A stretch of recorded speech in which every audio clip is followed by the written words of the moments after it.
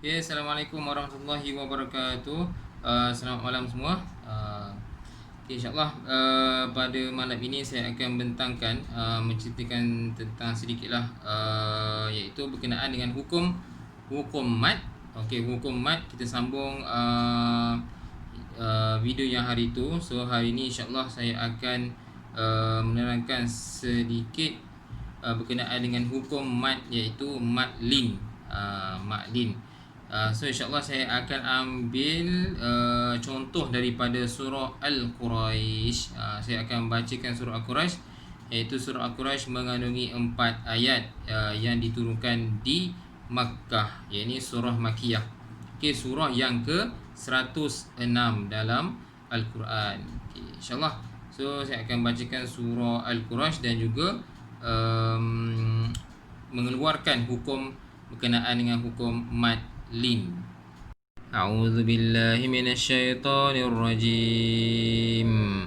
Bismillahirrahmanirrahim. Li'ilafi Quraisy إيلافهم رحلة الشتاء والصيف فليعبدوا رب هذا البيت الذي أطعمهم من جوع وآمنهم من خوف صدق الله العظيم. Okey, kita tengok contoh bagi hukum maklin yang ada di dalam surah Al-Quraisy ni. Okey, so kita mula-mula saya akan menerangkan apakah maksud maklin.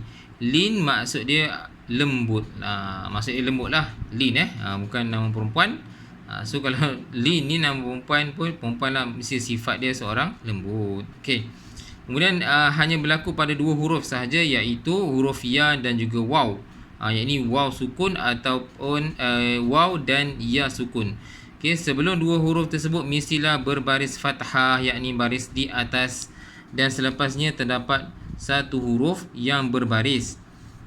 Ia terjadi apabila mewakafkan huruf yang terakhir selepas huruf mad tersebut.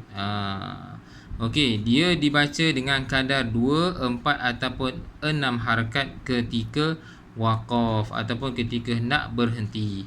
Sekiranya disambungkan bacaan, maka gugurlah hukum mad di situ. Okey.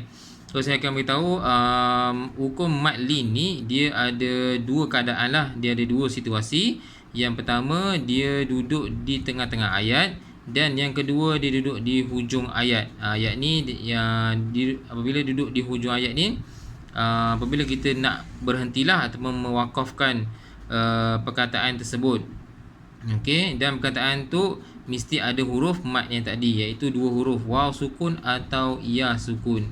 Sebelumnya berbaris fathah. Okey, jom kita tengok. Okey, contoh ayat yang pertama ni, li'ilafi Quraisy. Okey, kemudian tengok pada hujung ayat ni, hujung ayat yang pertama, yakni ya. Ya ni ya sukun, ya mati. Kemudian sebelum dia ni ada baris fathah, baris di atas, nampak? Okey, baris di atas. Okey, baris di atas ni. Ya, dia mesti ya ni sukun. Sukun ni bertanda, ada tanda mati separuh lah kita panggil Yang senang kita nak ingat iaitu ya yang bertanda sukun ataupun ya yang bertanda mati separuh. Dia ada tanda mati separuh ni. Bermakna sebelum dia tu mesti ada huruf yang baris atas. Okey, maknanya dia hukum maklin. Senang je. Okey, kemudian dia duduk pula di hujung ayat. Dia duduk di hujung ayat, maka dia dibaca dengan kadar 2, 4, 6 harakat. Maknanya panjang lah. Nak baca 2 boleh, 4 boleh, 6 boleh. Contohnya li'ilafi Quraisy ilafihim. Dia dah itu dibaca dengan kadar 2 harakat. Kalau 4 panjang sikit lah. Li'ilafi Quraisy. Mesti shin tu disebut, dibunyi. Shin tu diwakafkan, disukunkan, dimatikan. Maksudnya apabila kita berhenti sesuatu tempat, mestilah huruf yang terakhir tu dimatikan ataupun disukunkan. Okey. Ayat yang kedua kita tengok. Ayat kedua. Ila fihim rihlatash shita'i was-sayf. Pun sama juga. Saif. Ya tu sukun. Sebelum dia berbaris fathah. Yang ni baris di atas. Baris di atas. Okey, ya ni ya sukun, ya mati dan sebelum dia berbaris di atas. Maknanya dia adalah madli. Sama juga dengan ayat yang ketiga. Hadzal bait. Bait. Bai ni baca 2, 4, 6. Ikut kemampuan kita punya pernafasan. Siapa yang boleh baca 2, 2 lah. Siapa yang boleh baca 4, 4. Siapa yang boleh baca 6 pun bacalah 6. Okay, ikut kemampuan kita punya pernafasan. Okay, ni ya sukun sebelum dia berbaris di atas. Ni waw, contoh waw. Waw sukun sebelum dia berbaris di atas. Okay, bermakna dia adalah hukum madlin. So senang maknanya nak kenal madlin ni senang saja. Ingat dua huruf iaitu waw sukun dan ya sukun. Dua-dua huruf ni waw dan ya sukun ni mesti ada tanda mati separuh. Ingat yang tu. Tanda mati separuh. Dan sebelum dia mesti ada huruf yang berbaris atas. Confirm baris atas. Tak ada baris bawah ataupun depan. Mungkin tanda mati kita ada 3 sebenarnya. Tanda mati ada 3. Tanda mati yang pertama adalah huruf tu mati tapi tidak bertanda macam ni. Kan? Waw ni dia mati tapi tidak bertanda. Kemudian mati bulat. Ni macam ni, mati penuh. Kita panggil dia mati penuh lah. Kemudian yang ketiga adalah yang tadi, mati separuh, mati separuh. Maksudnya ada tanda mati ni. Dia ada tanda sukun tu.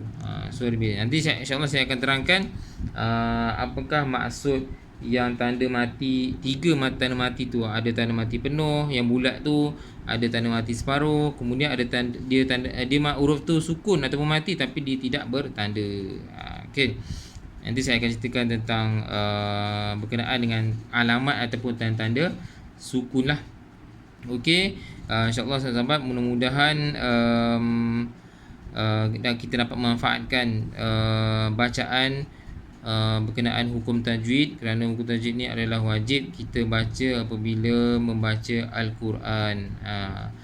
Nombor yang lagu tu nombor 2 tak ada masalah. Lagu tak sedap pun tak apa, yang penting tajwid tu betul. Kemudian sebutan makhraj ataupun tempat keluarnya sesuatu huruf tu mestilah betul. Okey. So insya-Allah mudah-mudahan video ni bermanfaat kepada semua sahabat-sahabat, semua orang yang melihat video ini. InsyaAllah yang baik itu datang daripada Allah Subhanahu Wa Taala dan juga yang lemah itu daripada kelemahan saya sendiri. InsyaAllah kita jumpa lagi di episod yang akan datang. Okay, Assalamualaikum warahmatullahi wabarakatuh.